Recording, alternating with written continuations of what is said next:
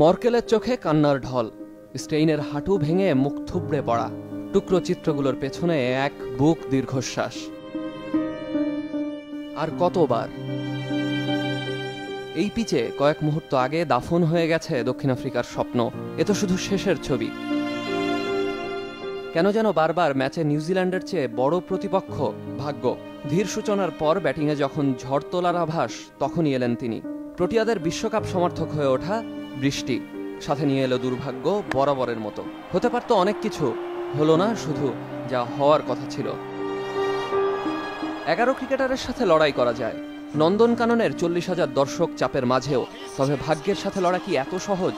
তাই বোধহয় দুটো রান আউটের সুযোগ কাজে লাগাতে পারল না দক্ষিণ আফ্রিকা। ক্রমেই ডিভিলিয়ার্সের হাত থেকে যখন ম্যাচ বের করে নিচ্ছেন কোরি অ্যান্ডারসন, তখন স্পাইডার ক্যামের তারে লাগার পরও ক্যাচ ধরতে পারলেন ডুপ্লেসি। তবে ভাগ্যের মুচকি হাসি, ম্যাচের তখনও অনেক বাকি।